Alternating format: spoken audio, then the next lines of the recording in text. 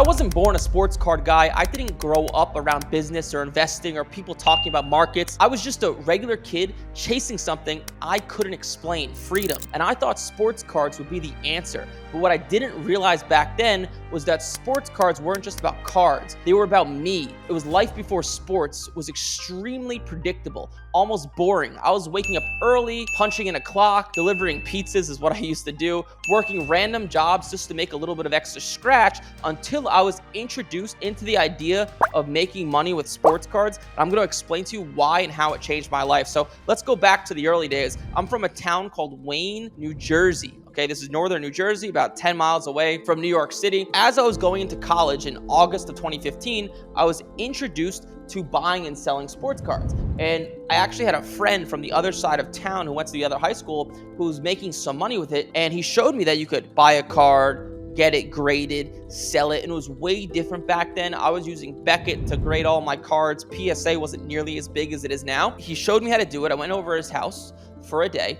He showed me how to do it, and I brought it back to my parents, and I said, look, I could make money with sports cards. And at this point, I saved up $4,000 from delivering pizza, and my parents and my friends, they thought I was an idiot, to be very frank. They were like, do not do this. Don't waste your money. Put your money in a mutual fund. Put your money in a 401k. Save it, invest it, let it compound. But for some reason, as a stupid 17-year-old kid, I did not listen to them. And the first sports card I ever bought, it was a 2009 Bowman Chrome orange refractor autograph, Steven Matz, who used to be a big prospect for the New York Mets. He was a decent pitcher in the major leagues, but at the time, he was one of the hottest prospects. And I bought this card for $500, and I ended up getting it graded and selling it about a week later for $888. Back then, you could get cards graded very fast. And it changed my life. On one hand, I was delivering pizza, grinding to 4 or 5 hours to make $60 to $80 in cash. On the other hand, I essentially clicked a few buttons with no manual labor. I used my brain, and I was able to make over $300 in profit. And this completely changed my life going into college. This whole process of me buying and grading my first card happened before I entered into college, okay? It changed my life because at such a young age, all these people on one hand were telling me, don't do this. I did it, and it was the greatest thing I've ever seen. And just like you watching this, I love money. It was great. I was like, wow, $300 profit with clicking a few buttons. Sign me up for that. And I kept doing it as I went into college. And it taught me a lot. So I started to buy and sell sports cards going into college, and I was making decent money, depending on the month, anywhere between $5,000 to $20,000 a month in profit. At the time, I was going to all these classes and spending so much time studying and stressing about exams. And I was like, or the average college graduate who leaves college makes about $50,000 to $60,000 a year.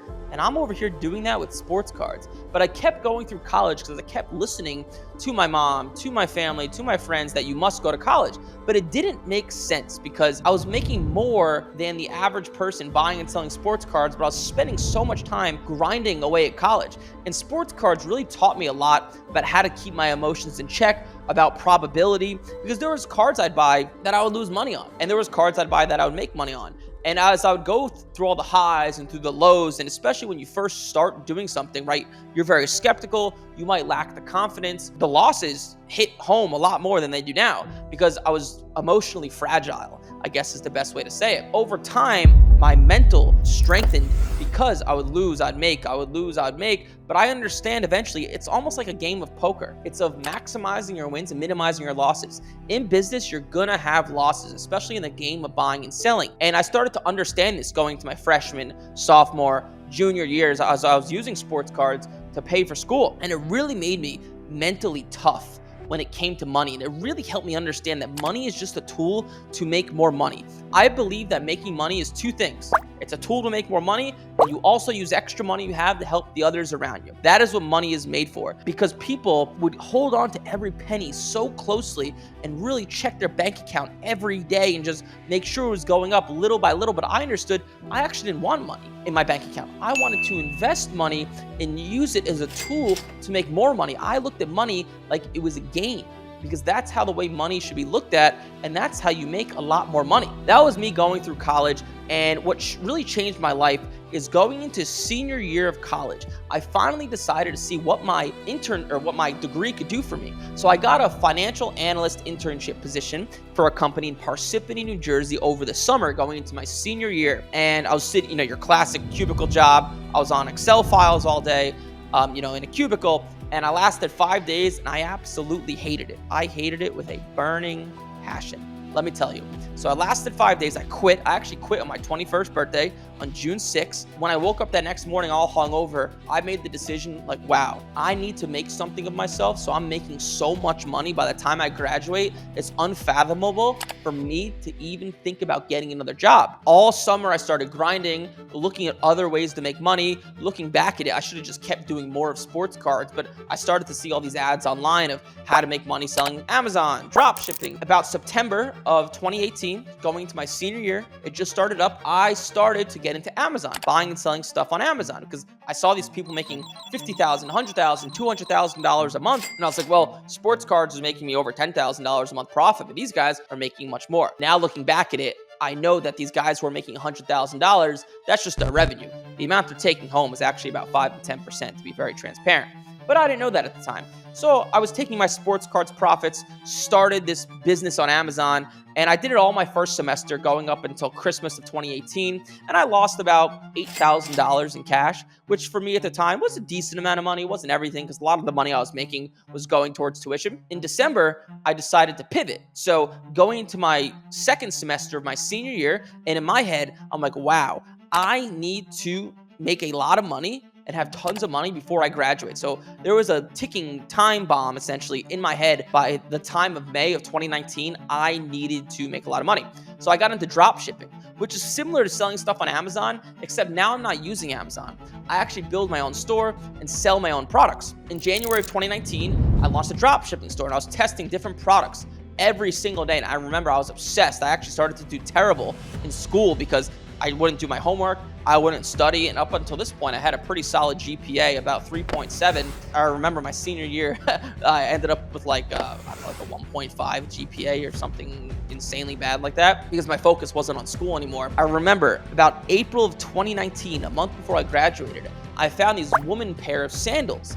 And they started selling very well for me on my store. So I started selling more and more and more of them. And in the month of April, I sold $60,000 worth of these pair of sandals, and it kept going up every single day. The profit on that was about 25%. And I was like, wow, this is it. I'm gonna scale this store, sell sandals. I'm gonna make hundreds of thousands of dollars a month, and my life is complete. I graduated. I actually didn't graduate. I ended up graduating 3 years later, which is a whole different story. I remember about my birthday, my 22nd birthday, about June 6th of 2019, I started to get some returns and more returns and more returns and more returns. And it turns out the supplier I was using in China to sell these sandals was actually false advertising because I didn't get a chance to see the sandals because my supplier would ship it straight to my customer. So I started to get these returns and I had my supplier express ship me a pair of sandals. They were not what was advertised. That's all I could say. I ended up losing every single penny I had. My bank account went to like a few $100s. So I was making $5,000 to $10,000 to $20,000 for years at this point, saved up a good bankroll. After paying tuition, I had about $50,000 saved up, every penny gone. That's when I got into more entrepreneurship, believe it or not. So what I did in the summer of my 22nd birthday, I just started going to more card shows, flipping cards more aggressively. I would take out a loan from my brother, say, hey brother, give me $10,000. I'll give you a $500 profit in a week. So let me take the money and go to a card show, flip a bunch of cards, make a few $1,000s on a weekend. So sports cards saved my ass. So I was able to build my bankroll back up. And that's when one of my ex-housemates from my junior year actually hit me up because he had a mutual interest in like digital marketing and entrepreneurship and all that fun stuff. And the psychopath I am, I said, you know what? This whole digital marketing thing could work. It could work somehow because I saw the success. I tasted it. It failed, but I did taste it. What I ended up doing, I ended up getting together with him. We'd go over each other's houses on the weekend. He was from New York. We ended up moving to Miami just to get away from everyone and lock ourselves in a room, get a cheap rent, and just try to figure, this whole digital marketing entrepreneur thing out.